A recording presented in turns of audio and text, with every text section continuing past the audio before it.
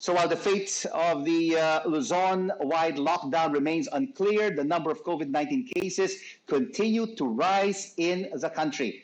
And to combat this deadly disease, the government is working to increase its testing capacity. The more that are tested, isolated, and treated, the sooner we can ease these restrictions. We find out more about the testing methods from LabX founder Tom Navasero. Tom, thank you so much for joining us on The Final Word. We've heard so many kinds of testing kits. Each one has a different methodology. In your view, which one will give the most sensitive or most accurate information if a person is COVID-19 positive or COVID-19 negative without the false negative or the false positive? Well, first of all, there's two types of general tests. One where we test for the genes, and the other for the antibodies of the COVID-19. On the sensitivity, I would recommend companies that have been in this industry longest, and that's BGI. They're probably the global leader in genetics, and they were in the forefront of the China testing program for COVID-19.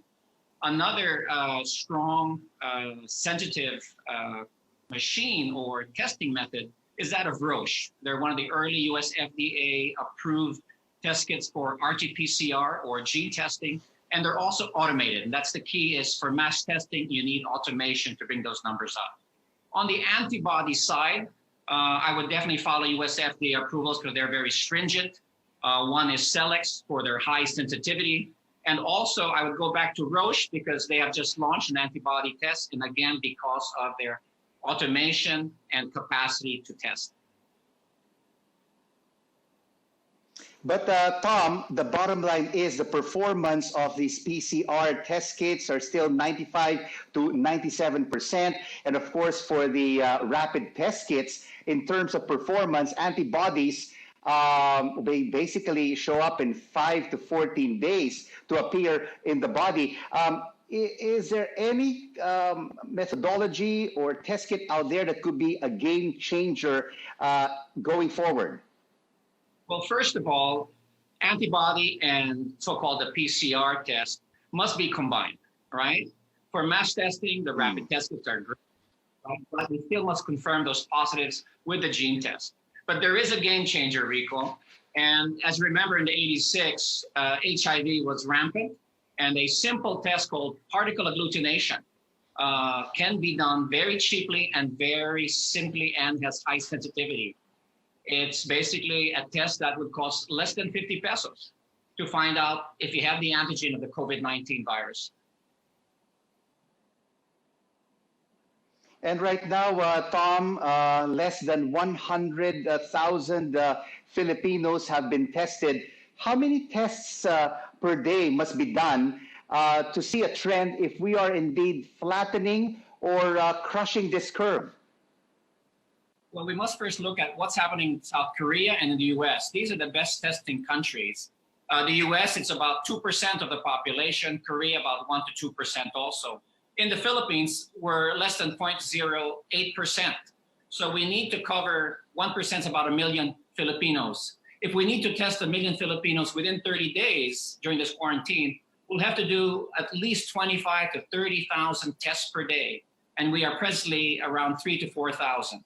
But with a new lab in San Fernando, developed and built by ABB and BGI, we should hopefully double that to about 7,000. But we still have a long way to go. But if we include monitoring the rapid test or mass testing by corporate and private citizens, we can then bring in more data to that curve. Just by mentioning those numbers, Tom, it looks like we are definitely behind the curve. And this easy cues, which could be potentially extended by President Duterte, can last for months. Yes, it may. So the goal here is to really expedite testing. And by including our rapid test kits as a primary test and the RT-PCR or gold standard gene test as a secondary confirmatory test, we can definitely bring in that number very quickly so that we can get back to work.